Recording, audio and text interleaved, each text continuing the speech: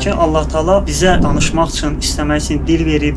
Sözsüz ki, bu dilin özünə görə müxtəlif xüsusiyyətləri var, müxtəlif işləri var. Allahdan istəyin və Allah da dualarınızı qəbul etsin. Biz fikirləşirik ki, yəni bizim duamız qəbul olmuyor. Ay bu belədirmi? İnsanın təskinlik tapdığı bir mövzudur.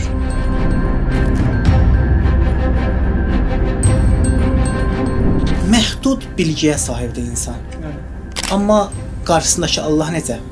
Sonsuz elm sahibidir. Qeyd etdiyiniz kimi bizim bəzi məsələlərdə bəzi səhv anlaşdığımız məsələlər var. Dinin dayağıdır və göylərin yerin nurudur. Şeytan kimi böyük bir düşmənimiz var. O da bekar qalmır. Bismillahirrahmanirrahim. Elhamdülillahi Rabbil alemin. Selamun aleyküm və rəhmətullah. Əziz mömin bacı qardaşlarımız, hər birinizi xoş gördük. İmam Rıza əleyhissalamın müqəddəs şəhəri olan Məşhəd şəhərindən siz əzizlərimizin xidmətindəyik. Verilişimizin adı Məşhəddən mesajdır. İnşallah Allah and verək öz izzət və cəlalına. Allah hər birinizi tutduğunuz bütün işlərdə müvəffəq qərar versin. Verilişimizin qonaqları var. İlk qonağımız dəyərli ekspert, əziz qonağım Kərbalay Emin Rüstəmovdur və növbəti qonağım dəyərli həmsöhbətim Kərbalay Əli Əlizadədir. İnşallah irəliləyən dəqiqələrdə bu əzizlərimizdən istifadə edəcəyik. Salam aleyküm Kərbalay, çox xoş gəlmişsiniz. Rəhmətullah.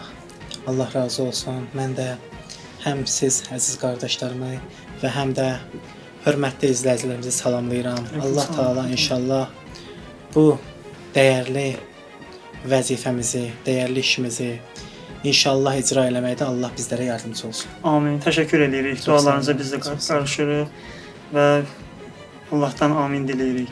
Bəli, Kərbalay sizlər də Selamun aleyküm və salamlayırıq. İnşallah sizdən rəhmətullah. də Çox sağ olun. Allah razı olsun. Biz də siz əzizlərimizi və bizi izləyənləri salamlayırıq. Allah Taala'dan arzu istəyimiz budur ki, Allah bizləri öz ixlaslı bəndələrindən qərar versin və bu bərəkətli işimizi də daha bərəkətli eləsin və əzizlərimiz də inşallah dəyər versinlər və inşallah o əzizlər ki, dini maariflənmənin axtarışında, sorağındadılar. Ümid edirik ki, bu proqramımızla onların xidmətində ola bilər. İnşallah amin. Dualarınıza biz də qatılırıq. Amin deyirik. İstəyərdim ilk sualımı əziz Emin qardaşıma verim ki, bugünkü mövzumuz dua haqqındadır. Ki Allah Taala bizə danışmaq üçün, istəmək üçün dil verib. Sözsüz ki, bu dilin özünə görə müxtəlif xüsusiyyətləri var, müxtəlif işləri var. Yəni bir misal var, deyilir ki, dil var, müharibəni yatızdırar, dil də var, müharibəni alovlandırar. Yəni dil var, sülh üçün işlənir, dil var, müharibə üçün istifadə olunur. Biz istəyirik ki, dua mövzusunda söhbət eləyək ki, Allah Taala bizdən dua etməyi istəyir ki, bizim ilk növbədə müraciət eləyəcəyimiz mənbə Qur'andır. İstəyirik ki, istifadə edək sizdən ki, Allah Qur'an-ı Kərimdə dua haqqında nə buyurur? Allah Taala Qur'an-ı Kərimdə Ğafir surəsinin 60-cı ayəsində buyurur: Bismillahirrahmanirrahim. Və qala rabbukum ud'uni astecib lakum. Yəni ayənin mənası budur ki, Allahdan istəyin və Allah da dualarınızı qəbul etsin. Biz ümumiyyətlə yaradılışdan ehtiyaclı yaradılmışıq. İnsan müxtəlif sahələrdə müxtəlif ehtiyaclara sahibdir. Həm insanlara ehtiyacımız var, yəni hər kəs bir işin ətəyindən tutur və başqalarının köməyinə çatır. Amma bəzi yerlərdə insan müstəqim, yəni birbaşa möhtacdır Allaha. Məxsusən dua məsələsində.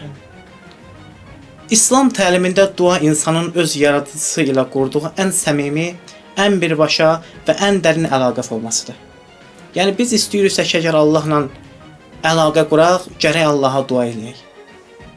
Dua çox mühümdür insan üçün. Dua yəni istəmək. Bəli, istəmək. Allahdan istəklərin var, istə. Hansı dildə istəyə bilirsən, istə. Allah istəmir ki, sən alimanə istəyəsən. Allah deyir ki, bacardığın nədir?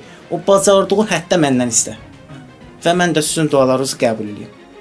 Və Qur'an-ı Kərimdə dua mövzusunda müxtəlif ayələr var. Çox da ayələr və biz təkcə bu ayəyə işarə elədik ki, yəni Allah Taala bunu bizdən istəyir və heç vaxt da Allah öz vədinə xilaf çıxmaz. Bəli. Əgər Allah bizdən istəyirsə ki, dua eləyin, mütləq duanın qəbul olunmağını da qərarda tutub. Yəni çətinliyim var, sıxıntım var, mənə pənah gətir Allah Taala buyurur. Mənə pənah gətirin, məndən istəyin və yəqiniz olsun ki, istədiklərinizi sizə verəcəm. Yəni Quran ayəsinin bizə çatdırmaq istədiyi mesajı budur ki, Allah Taala istəyir ki, biz ondan istəyək. Bəli, çox gözəl, çox gözəl.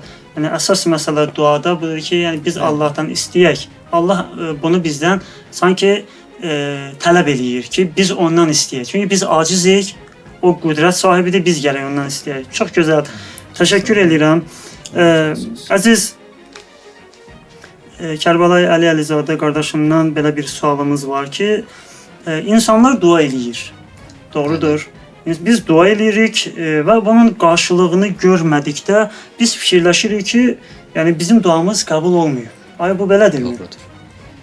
Bəli, çox gözəl bir sual soruşdunuz. Həqiqətən əziz Emin qardaşımız da Allah Taala'nın dua haqqında buyurduğuna işarə etdilər və Allahın buyurduğu ayə haqqında danışdılar. Tamamilə doğrudur və həqiqətən yəni bu dua mövzusu insanın təskinlik tapdığı bir mövzudur. Yəni belə deyək, insan dua ilə Allahına yaxınlaşır. Allah tərəfinə gedir. Necə ki Allah Taala Qur'an-ı-Kərimin digər ayələrində də buna işarə edir və inşallah yəqin işarə olunar. Çünki bizim mövzumuzun o bir cəhəti ki, Quran ayələri və hədislər də əziz qardaşımız olaraq toxundu. Digər bir tərəfi də o psixoloji cəhətdən duanın insan həyatında təsiridir. Qeyd etdiyiniz kimi insan dua edir və Allah Taala da o duanı eşidir. Allah Taala o duanı bəzən gec ya bəzən tez qəbul edir. Onun da bəzi səbəbləri var. Amma bəzən şeytan ki bizim ən böyük düşmənimizdir, gəlir insana vəsvəsə edir. İnsanın o vəsvəsəsinə səbəb olan bəzi zehninə şübhələr salır. Ki bu dua qəbul olmaz, özünü avara eləmə, boş şeylərdir, yalan şeylərdir. Necə ki biz hədislərdə də görürük ki, əziz imamlarımızın zamanında bu baş verib. Görürsən bir şəxs gəlir peyğəmbərin də huzuruna və digər imamlarda da bu olub ki, deyir ki mən naumidəm. Deyir neynəmisən? Başlayır günahların saymağa. Bu işi görmüşəm, o işi görmüşəm. Günahların sayır. Peyğəmbər buyurur ki, vay sənin halıva. Sənin günahın böyükdür, yoxsa Allahın rəhməti? Ona görə Allah Qur'an-ı-Kərimin ayəsində də buyurur ki, Allahın rəhmətindən naumid olmayın. Allahın rəhmətindən naumid olmaq şeytanın insana etdiyi ən böyük vəsvəsədir. Və bu sual ki siz soruşdunuz, təəssüflər olsun. Biz bugün cəmiyyətimizdə də buna çox rastlaşırıq. Nədir? Gəlir görsən bir cavandır. İndi nəyəsə görə, hansısa günahına görə, hansısa bəlkə də yaxşı işinə görə Allah onun o duasını gecikdirir. Şeytan vəsvəsə edir. Bu dua ki qəbul olmur, nə dua etməliyəm? Nə bu işi görməliyəm? Əzizlərim, məxsusən cavanlar, diqqətli olaq. Allah Taala özü Qur'an-ı-Kərimdə söz veribsə, istəyim verəcəm. Yəqininiz olsun ki, əgər məsləhətinizə olsa verəcək. Bəli. Əgər xeyrinizə olsa verəcək. Bəli, çox gözəl. Bunu biz yaşamalıyıq və buna etiqadımız olmalıdır. Bəli, sual əlbəttə hər bir cavabdan bir sual meydana gəlir. İnşallah irəliləyən dəqiqələrdə o sualımı verəcəyəm. İnşallah. Bəli, çox təşəkkür edirik. Gözəl nöqtələrə toxundunuz. Əziz Emin qardaşımdan belə bir sual vermək istəyirəm. Biz dua edirik, amma eyni ilə istədiyimiz o zehnimizdə keçən o məsələ ki var, eyni ilə o formada dua qəbul olmur. Yəni öz istədiyimiz olmur daha doğrusu. Bəli. Yəni buna necə açıqlama vermək olar? Buna bu cür nə açıqlama vermək olar ki, əziz qardaş, baxın, məhdud bilgiyə sahibdir insan. Yəni Amma qarşısındakı Allah necə? Sonsuz elm sahibidir. Biz bu məhdud bilgi ilə Allahdan bəzi şeylər istəyirik və elə bilirik ki, bu şeylərdə bizim xeyrimiz var. Amma Allah Taala o sonsuz elmi ilə baxır. Bəndəsinin hazır vəziyyətinə baxır və istəyinə baxır. Baxır ki, mənim bəndəm üçün daha münasib olan nədir? daha xeyirlisi nədir? Bəli, bəzi insanlar var ki, baxırsan görürsən ki, ömür günahda keçib. O qədər günah gəlir Allahdan bir gün yaxınlaşır Allaha, bir gün Allahdan bir şey istəyir. Allah Taala həmin dəqiqə istədiyin vermir. Bəzən həmin dəqiqə verir, bəzən vermir. Çünki Allah bizim halımıza alimdir. Bizi bizdən daha yaxşı tanıyır. Baxır bəndəsinə və Allah Taala deyir ki, bunun istədiyim vermiyor. Mələklərə əmr edir ki, bunun istədiyim vermiyor. Qoy bir də gəlsin. Sabah gəldi, birisi gün yenə gəlsin. Və bu vasitə ilə bəndəsinin özünə çəkir Allah. Allahın xoşu gəlir bəndəsinin duasından. Bəndənin dua eləməyindən, bəndənin dua halında ağlamağından. Amma bu ki, məsələ ki budur ki, niyə bizim düşündüyümüz formada dualarımız qəbul olunmur? Bilirsiniz, işarət elədiyimiz kimi biz istəyirik bir şeyləri. Allah da bizim barəmizdə xeyirli şeylər istəyir. Amma Allah bizim istədiyimiz xeyirli şeydən daha xeyirlisini bizim üçün istəyir. Məsələn belə deyim də, indi biz evdə görürsüz uşaqları. Adətən uşaqların çoxu bu cür nədir? Telefona xüsusi məhəbbətləri var. Məsələn, xoşlayırlar ki, telefonda elə oyun oynasınlar. Amma vermirik. Və yaxud da biz vermirik. Bəzən verəndə də qısa müddətli veririk ki, bunun sənə zərəri var. O zərəri biz dərk edirik. Biz düşünürük. Amma uşaq o düşünmür. Uşaq baxır ki, niyə vermirlər mənə? Bəzən ağlayır, bəzən narahatçılıq bildirir. Bəzən bizi özünə düşmən də bilir. Bəzən biz də Allahla elə o cür oluruq. Sən səbəb oldun ki, mən bu telefondan istifadə eləmirəm. Bəli, doğru. Allah da bizə baxır görür ki, bəndəsi istəyir, təkid də eləyir. Mən filan şey istəyirəm. Təkid eləyirik. Allah Taala baxır ki, yox. Bunu sənə versəm sənin zərərli xeyrinə deyil. Bəli. Və yaxud da bu gün versəm zərərli olar, sabah verərəm. Bunun ən bariz nümunəsi elə məsələn biz xəstələnərkən ki, həkimə gedirik. O dərman haqqında ki, məsələn əvvəlcədən məlumatımız var. Biz həkimə deyirik ki, filan dərmanı mənim üçün yaz. Görürsən ki, həkim deyir, yox, sənin bu dərdinə dəyir. Sən elə bilirsən o sənə faydalı olacaq. Onun bu daha ziyanları daha faydalıdır. çoxdur. Bu daha faydalıdır. Bəli, gözəl nöqtələrə toxundunuz. Çox sağ olun. Bəli. Kərbəlayı Əlizadə, biz Allahdan ki dua edirik, Allahdan istəyirik. Allahdan biz cavab gözləyirik. Düzdür? Amma insanlar məsələn özümüzdən danışaq, biz Allahdan bir cavab ki gözləyirik. Biz cavabda nəsə bir yanlışlıq yanlış bir şeyə yol veririk. Və elə bilirik ki, bu cür olmalıdır. Bu barədə inşallah sizdən istifadə edərdik. Qeyd etdiyiniz kimi bizim bəzi məsələlərdə bəzi səhv anlaşdığımız məsələlər var. Biz elə bilirik ki, bizim Allahdan o istədiyimiz, məsələn, mən Allahdan maşın istəmişdimsə, o maşın mənə verilməli idi. Ev istəmişdimsə, ev mənə verilməli idi.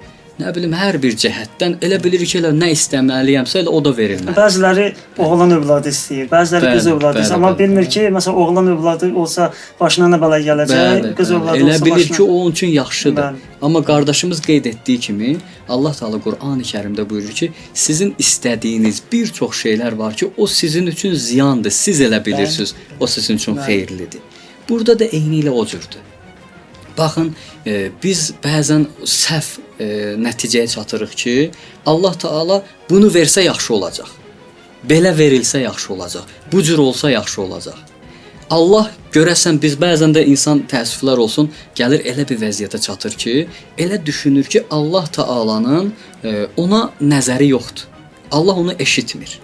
O vəsvəsələr, şeytanın ona vəsvəsəsi gəlib insanı bu həddə də çatdırır. Və bəzən də qeyd etdiyiniz kimi o səhv tutur söhbəti ki, Allah Taalanın ona diqqəti, nəzəri yoxdur və mən bunu istəmişdim. Niyə Allah belə elədi? Niyə bunu verdi? Səhv tutur söhbəti və səhvlə elə gedir özünü uçuruma aparır. Allaha qarşı naumid ol. Əhsən, üsyan edir Allaha qarşı. Naumidlikdən əlavə üsyan bilirsiniz Allaha qarşı ən böyük günahlardandır. Ki insan Allaha qarşı Allah eləməsin, üsyan eləsin. Üsyan nədir? Məsələn, nəyə görə belə oldu? Allah, niyə bunu elədin? Niyə bunu verdin? Niyə bunu vermədin? Yəni bu öz üsyandır və qeyd etdiyiniz kimi bu məsələdə də biz diqqətimiz buna olmalıdır ki, Allahın bizə icazə verməsi, bizim dua etməyimiz elə ən böyük nemətdir. Ən böyük nemətdir ki, biz Allahdan istəyə bilirik. Ən gözəl nemət budur ki, biz Allahla danışa bilirik. Allahla razı niyaz, münacat eləyə bilirik. Nə çox insanlar var ki, Allah o tövfiqi onlardan səlb eləyib, alıb onlardan. Heç Allahla danışa bilmirlər, Yadına düşmür. münacat eləyə bilmirlər. Bizim bir dostumuz var idi, Almaniyada yaşayırdı. Çox gözəl imkanı var idi. Bunun çoxlu obyektləri, ticarətləri, çoxlu işləri var idi. Bir dəfə dedi ki, Allah Taala sanki məni unudub. Dedim, niyə belə deyirsən? Dedi, Allah mənə bəla göndərmir, çətinliklər mənə gəlmir. Dedim ki, sən Allaha ibadət eləyirsən? Dedi ki, ibadət budur ki, mən yetimlərə əl tuturam, kömək edirəm. Dedim ki, bunlar hamısı müstəhəbdir. Sənin vacibatların yerindədirsə, sən yerində yolundasan. Allah Taala bəzən insanın etdiyi o yaxşılıqların cavabını dünyada verir ki, qiyamətdə nəsə tələbkar olmasın. Deməsin ki, mən filan yetimə əl tutmuşdum, filan yetimləri evləndirmişdim, yol çəkmişdim, məscid. Allah deyir ki, gəl dünyada onun yerində sənə ruzi verir. Maddiyyat vermişdim, o qarşılığında maddiyyat vermişdim. Maddiyyatla qurtardın. Sən insanlara kömək elədin, mən də sənin Allahın olaraq, insanların Allahı olaraq sənin istədiklərini dünyada verdim. Allah Taala o şəxslərin dəyərini verir ki, əməllərinə dəyər verir ki, qiyamətə saxlayır ki, onlar öz əməllərini Allah üçün edir və vacibatlar da yerindədir. Və bu məsələdə ki, qeyd etdiniz, buna diqqət eləməliyik ki, insan elə buna şükür eləməlidir ki, o ki insan Allahdan istəyir, özü bir nemətdir və Allahın şükrünü eləməlidir ki, ilahi, çox şükür ki, biz imamlardan da hədislərdə görürük və İmam Səccadın da dualarında oxuyuruq ki, ilahi, çox şükür sənə ki, sən mənə dua etməyi icazə verdin və mənə fürsət verdin ki, səndən münacat edim. Allah bizi Allahın qapısında qərar versin. Bəli, tamaşaçılarımız buna çox diqqət eləyək. Yəni biz hətta ətrafımızda da var. Yəni ki, siz də buna şahid olmusunuz ki, bizim ətrafımızda olanlar dua eləyirlər, sonradan dillərinə gətirirlər ki, mən istədim, olmadı, Allah vermədi, bunu istəmirdim, bunu verdi və bununla da insan uçuruma doğru gedir. Əziz qonağım buyurduğu kimi, ona görə bu məsələdə çox diqqətli olmaq lazımdır. Kərbəlayı Emin, Peyğəmbərin dua ilə bağlı yəni hədisi bizə nə deyir? Həzrət Peyğəmbər sallavatullahın bir gözəl hədisi var. Və bu hədisi İmam Sadiq əleyhissalam Həzrət Peyğəmbər Əkrəm sallallahu aleyhi və səlləmdən nəql edir ki, Allah Rəsulü buyurur: "Əd-duau silahul mu'min və amudud-din və nurus səmavati vəl-ard." Allah Rəsulü buyurur ki, dua müminin silahıdır, dinin dayağıdır və göylərin, yerin nurudur. Baxın, duanın əvvəlində nə gözəl buyurur Allah Rəsulü. Əlbəttə, dua hamısı gözəldir. Amma çox gözəl bir nöqtəyə işarə edir ki, dua müminin silahıdır. Baxın, silah nə üçün lazımdır? Ən çətin anında bir əskərin dayaq yeri silahdır. Çətin anında öz silahına pənah aparır və onun vasitəsilə özünü müdafiə edir düşmənlərin qabağında.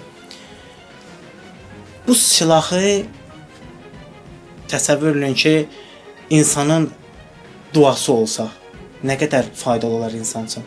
Və bunu buyurur Allah Rəsulü ki, müminin də silahı var. Və müminin həmən silahı onun dualarıdır. Və gərək insan dua eləməkdə heç vaxt qafil olmasın, qəflətə düşməsin. Allah sevir, Allah gözləyir ki, bəndələrim mənə yaxınlaşsınlar. Öz peyğəmbərlərinin vəsfində Allah Taala Quran-ı Kərimdə buyurur ki, ad adlarını çəkir. Buyurur ki, bu peyğəmbərim bu qədər dua eləyərdi, bu qədər istəyərdi.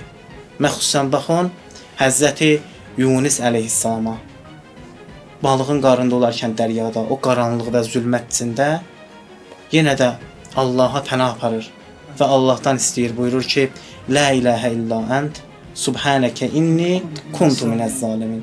Yəni mən bu sıxıntılara ki düşmüşəm, bu çətinliklər ki mənə üz gətirib, ilahi, sən paksan, münəzzəhsən və mən zalimlardan olmuşam, mən özümə zülm eləmişəm ki, bu vəziyyətə düşmüşəm. Sən məni bu vəziyyətə qoymamısan. Özüm səbəb olmuşam buna. Və yaxud da başqa bir yerdə Həzrəti Əyyub əleyhissalamın barəsində. Baxın, Həzrəti Əyyuba üz gətirən bəlalar bizim hər hansısa birimizə üz gətirsəydi, biz yenə də Allaha üz gətirərdik, Allaha pənah aparardıq. Çox çətindir insan bunu desin. Həzrət Əyyub o vəziyyətdə yenə Allaha pənah aparır. Və yaxud da baxın Həzrət Musa əleyhissalama. Allah onun qarşısına bir vəzifə qoyub və əmr eləyib ki, getməlisən Fironun üstünə ki, o həddi aşıb. Həzrət Musa Allaha dua edir. Buyurur ki, Rabbi şrahli sadri və yəssirli əmri vəhlul uqdətən min lisani yafqahu qavli. İlahi, mənim qəlbimi genişləndir. İlahi, mənim dilimdəki düyünü aç. İlahi, mənim sözüm başa düşülən olsun. Bu cür dualar edir, bu cür Allahdan istəyir və gedir Fironun üstünə. Məgər olar ki, insan Allahdan istəsin çətin halında və sonra getsin Firon kimi böyük bir zalimin üstünə qalib gəlməsin. Hər kəsin dayağı Allahdır. Hər kəs Allahdan istəsə, öz hədəfi uğrunda mübarizə apararkən Allah ona kömək olacaq. Və budur, bunun sirri budur ki, Allah peyğəmbəri buyurur, möminin silahı duadır. Gərək mömin heç vaxt duadan qafil olmasın.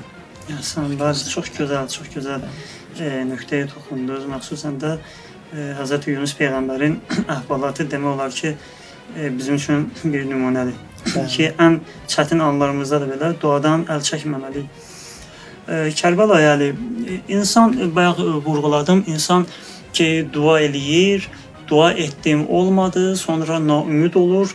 İnsan nəyə görə belə tez nəticəyə gəlir? Təəssüflər olsun, Kərbəlayı, bizim şeytan kimi böyük bir düşmənimiz var.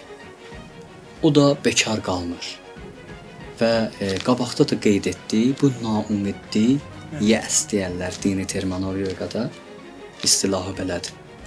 Yəni insan bunu düşünməklə, bunu fikirləşməklə, naumidliyə qapılmaqla özünü psixoloji cəhətdən bir uçuruma aparır. Biz çox vaxt hər bir məsələdə, hər bir işdə onun mənəvi cəhəti ilə yanaşı, psixoloji cəhətinə də baxmalıyıq. Adətən görürsən, bir işin nəticəsi mümkündür. Mənəvi cəhətdən insanı aparsın yüksəlişlərə, bir gözəl yerlərə. Amma insan psixoloji cəhətdən əgər özünə təlqin eləsə, özünü gətirib o psixoloji cəhətdən bir vəziyyətdə qərar versə ki, budur, bundan başqa deyil, artıq Allah Taala da belə bəndədən üst çevirir. Allah Taala da o naumid bəndəni sevməz. Naumid bəndə, hədislərdə də var, şeytanın dostudur. Naumidlik ki, insanda yarandı, o naumidliyin yaranmağında insanın hər bir günaha getmə ehtimalı var. Bir nəfər eşitmisiniz, İmam Səccad əleyhissalamın zamanındadır. Ağa görür ki, bir şəxsdir Mədinənin küçələrində, gəlir ona tərəf. Görür ki, bu şəxs içki içib, içki halındadır. İmam gəlir, yaxınlaşır, deyir ki, hara qaçırsan? Bu qaçır imamdan. İmamı görür, qaçır. Niyə qaçırsan, hara qaçırsan? Şəxs deyir ki, ağa, bu haldayam, gördün də içki içmişəm, yaxşı vəziyyətdə deyiləm. Xəcalət çəkdim, utandım. Ona görə qaçıram ki, məni bu halda görməyəsən. İmam deyir, yaxşı, fikrin nədir? Neynəmək istəyirsən? Ömrünün axırına kimi elə-belə məsiyyət, günahla yaşamaq istəyirsən. Sonra da mənim kimi adamlardan qaçacaqsan. Bəli. Bu şəxs deyir ki, ağa, mən tövbə eləmək istəyirəm. Amma o qədər, elə qabaqda dediyimiz kimi, o qədər pis işlər görmüşəm, üzr istəyirəm, zina eləmişəm, oğurluq eləmişəm, 100 dənə qələt eləmişəm, yalan danışmışam, böyük-böyük günahlar eləmişəm. Ona görə ümidim yoxdur ki, Allah məni bağışlasın.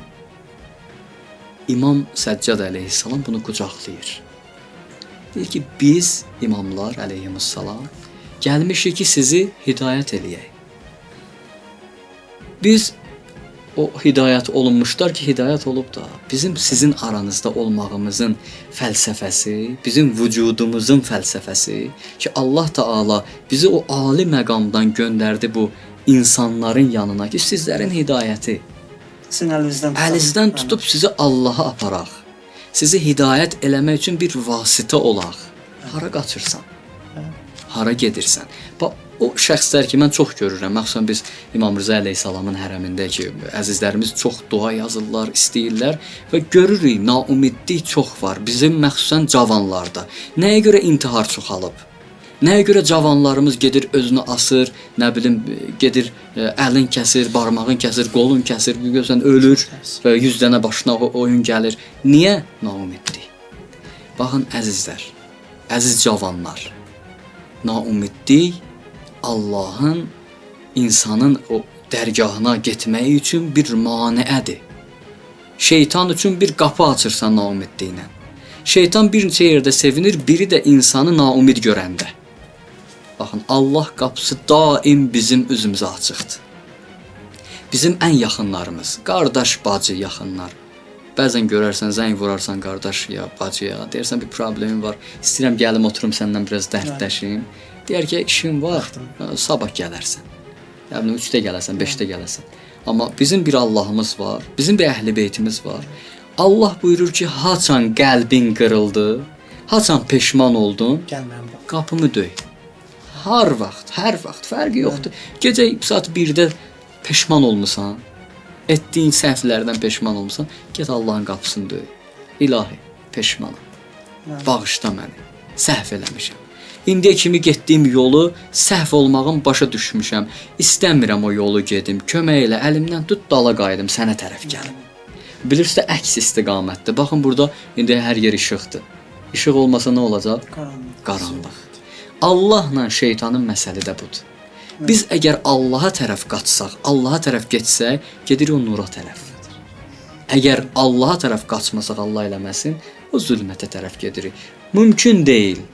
Nurla zülmət bir yerdə olmaz. Bir yerdə nur varsa zülmət yoxdur. Zülmət varsa nur yoxdur. Əvvəla biz Qurani-Kərimdə görürük ki, Allah Mütəal buyurur ki, "Fəfirru ilallah." Yəni Allaha qaçın. Biz Allaha tərəf niyə qaçırıq? Yəni Allah qorxusundan, Allahın qəzəbinə düçar olmamaq üçün Allaha tərəf qaçırıq. Bu dünyada da biz onun bariz nümunəsini biz balaca uşağı görürük ki, balaca uşaq evdə bir təcəlli eləyəndə, nadinclik eləyəndə anası ona tərəf gəlib onu tənbih eləmək istəyəndə uşaq göz yaşları ilə ağlayır, qaçır anasına tərəf. Sanki anasının mərhəmətinə sığınmaq istəyir. Doğrudur. Yəni insanla Allahın misalı da elə budur. Biz Allahın qapısına gedirik, ağlayırıq, münacat edirik. Allahın diqqətini cəlb eləyək. Allah bizə nəzər salsın. Allahın qəzəbi ki, bizə deyirlər, Allahın qəzəbi gələr. O özü bir rəhmətdir. Biz insanlar nisyanıq da, unutqanıq, unuduruq. Allahın bizə verdiyi o qədər nemətlər, o qədər rəhimlər ki, Allah bizə eləyib unuduruq. Allah Taala ki, Qurani-Kərimdə buyurur, bunu eləsən qəzəb göndərəcəm, səni tənbih eləyəcəm. Onun özü bir rəhmətdir ki, biz oyanaq. O yəğzə haləti ki, qəflətdən oyanaq. Qəflətdən oyanmaq özü insana bir təkan verir. Sanki yaxamızdan tutur bir dənə deyir, hardasan? Özünə gəl. Diqqətli ol, uçuruma getmə. Təşəkkür edirəm. Allah razı olsun. Bəli, dəyərli izləyicilərimiz, Məşhəddən mesaj verilişini izləyirsiniz. Proqramımız davam edir. Təqribən proqramımızın sonuna yaxınlaşmışıq. Son inşallah 1-2 sualımız var və mühüm suallardandır. İnşallah bunu da əziz qonaqlarımızdan istifadə eləyək və verilişimizi sonlandıraq. Kərbəla Emin, insan dua eləyir və dua etdikdən sonra onda hansısa bir mənəvi his, mənəvi ruh formalaşır. O nə cür münasibət göstərməlidir? O mənəvi hissə qarşı necə münasibət göstərməlidir? Baxın, bu cür də deyə bilərik ki, hətta bəzən duadan sonraki halımız duanın özündən daha təsirli ola bilər. Çünki insan gərək duadan sonra yəqinlik halında olsun. Və bilsin ki, kimin qarşısına dayanıb. Aləmlərin Rəbbi səndən dua eləmək istəyib və sən dua eləmsən, gərək yəqin halında olasan ki, hətməndir ki, Allah mənim dualarımı qəbul edəcək. Zəifliyin olmasın. Şəkkə düşməyəsən ki, dua elədim, bilmirəm nə olacaq. Qəbul eləyəcək, eləməyəcək. Artıq bu hal ki, yarandı insanda, Allah baxır ki, heç bu mənim qüdrətimə etiqadı yoxdur, imanı yoxdur. Yəqin olmalı. Yəqin gərək olsun. İnsan gərək yəqin halı ilə yaxınlaşsın. Başqa bir nöqtə də var ki, duadan sonra gərək insan səbirləməyi bacarsın. dua elədin, Allahdan istədin, həmin an deməyinən ki, ilahi nə oldu, harda qaldı mənim istədiklərim? Allah deyir, səbr elə. Zamanla hər şey düzələcək və istədikləri sənə verəcəm. Və sanki bu ona bənzəyir ki, insan xəstələnərkən dərman ki qəbul edir, həmin dəqiqədə şifa tapmır. Aylarla sən bəzən o dərmanı istifadə eləməlisən ki, bir neçə ay sonra sən onun təsirini hiss eləyəsən. Bu bir nöqtə və başqa bir nöqtə də var ki, fəaliyyət məsələsidir. Bəzi insanlar var, görsən ki, Allahdan ruzi istəyir, gedib oturub evində. O bir nəfər var idi, danışırdı, indi bilirsiniz hamımız.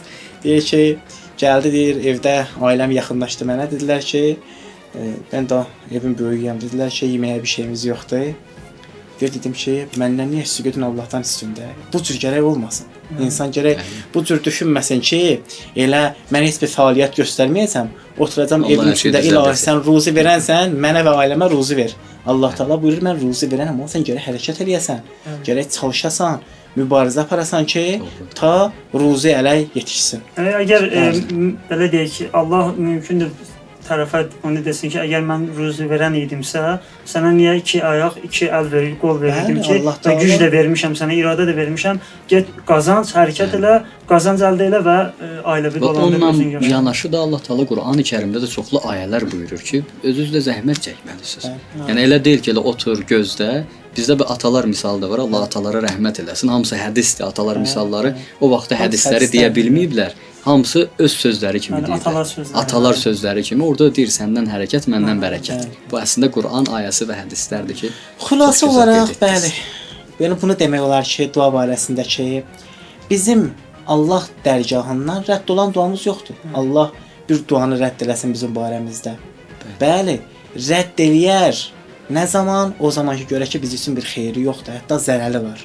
Amma o xeyrinin bizə yetişmək məsələsi, bəli, mümkündür ki, xeyri bugün yetişsin, mümkündür ki, xeyri sabah yetişsin, mümkündür ki, xeyri bu olsun ki, Allah bu duanın vasitəsilə səndən və yaxud da sevdiklərindən bəlanı uzaqlaşdırsın və başqa cür də mümkündür ki, Allah elədiyin duaların, savabın, faydasın sənin üçün zəxir eləsin, saxlasın axirətə. Vallah billah deyirəm qardaşlar da özünüz bilirsiniz bunu. Kaş biz dərk eləyək ki, axirət nemətləri nə qədər dünya nemətlərindən üstündür. Biz axirətdə təsəvvür eləyin ki, bizim qarşımıza gətirib qoysalar ki, bu nemətlərə sahibsən, biz təəccüblə soruşsuq, ax mən nə etmişdim və Allah Taala bizə buyursa ki, sən dua eləmişdin, dünyada istəmişdin. Dünyada müəyyən səbəblərdən istədikləri vermədim və axirət üçün sənin üçün zəxir elədim. Bu odur. Biz deyirik ki, şükür olsun ilahi sənə. Yaxşı ki, elə dünyada verməmsən, axirət üçün saxlamısan. Yəni bu qədər faydalıdır. Allah axirət üçün saxlayırsa, gör nə qədər bizə məhəbbət göstərir. Bəli, çox gözəl, gözəl nöqtələrə işarə elədiniz. Allah elminizə, ömrünüzə daha da bərəkət versin. Kərbəla, yəni verilişimizin əvvəlində belə bir söhbət getdi ki, bəzən görürsən ki, insan Allaha dua eləyir, Allah onu gecikdirir müəyyən səbəblərə görə və bəzən də görürsən ki, insan dua eləyir, Allah həmin dəqiqədə verir və insan özü də bunu başa düşür, dərk edir ki, bəli, mən dua eləyən kimi Allah mənə verdi. Bəziləri sinələrinə döyürlər ki, mən hər nə dua eləyirəm, Allah verir. Bu müsbət bir şeydir. Ümumiyyətlə, diqqət eləsək hədislərə, görərək ki, bunun 2 haləti var. Birincisi, Allahın övliyalarıdır. Məsələn, Ayətullah Bəhcət dua eləyir, Allah dualarını qəbul eləyir. Allah rəhmət eləsin. Uşaq gətirirlər, xəstədir, ağa dua eləyir, şifa tapır. Filan çətinliklər, sıxıntılar var, ağa dua eləyir, həll olur. Birincisi, Allahın dostlarıdır ki, bunların bütün duaları bəzən qəbul olur. İkincisi də Allahın boşladığı adamlardır. Bir gün İmam Sadiq əleyhissalam birinin evinə getmişdi. Gördü ki, bu şəxs oturdular bir yerdə. Toyuğu yumurta qoydu. Yumurta gəldi, mıxın başında dayandı, düşmədi ki, sınsın. Mismarın başında. Bəli, mismarın başında dayandı. İmam Sadiq əleyhissalam gördü ki, bu şər adamdır. Dedi ki, bilirsən niyə belədir? İmam ona dedi. Dedi, ümumiyyətlə mənim hər işim əladır. Mənə bəla gəlmir. Hər şey qaydasındadır. Yağış istəyirəm, yağış gəlir. Hər şey. İmam buyurdu ki, ay bədbəxt. Sən özün özünü tanıyırsan da. Sən bir köpüklü adam deyilsən. sənin hər işin yolundadırsa, deməli Allah səni boşlayıb. Allah səndən nəzərini çəkib. İmam tez deyirlər, qalxdı, getdi oradan. Ki bu bəla adamdır, şərr adamdır, gərək bundan oturmayasan. Yəni buna gələn bəla mənə Bəli, sənə də sirayət eləyə bilər. Qeyd etdiyimiz kimi iki növ ola bilər. Birincisi Allahın dostlarıdır, ikincisi də Allahın nəzər çəkdiyi adamlar,dır. Allah birincisindən bizi qərar versin inşallah. Amin. Allah kömək Bəli, olsun. çox təşəkkür edirəm sizə. Allah razı Gəldiniz, olsun. istifadə elədiniz. Biz də Allah təşəkkür elminizə, ömrünüzə daha da bərəkət versin. Allah razı olsun. Bu gözəl İnşallah. verişinizdə bərəkətli olsun. Təşəkkür inşallah. edirəm, minnətdaram sizə. Bəli, dəyərli tamaşaçılar, əziz mömin bacı qardaşlarımız, Məşhəddən mesaj verilişində dəyərli qonağım Kərbəlayı Emin Rüstəmov və digər qonağım əziz ekspertimiz Kərbəlayı Əli Əlizadə idi və bu iki əziz qonağımızdan gözəl nöqtələr aldıq, gözəl cavablar aldıq. Allahın verik öz izzət və cəlalına bizi dua etməkdə sabit qədəm qərar versin deyə və biz həmişə bu dua ilə məşğul olaq və heç vaxt duadan əlimizi çəkməyək.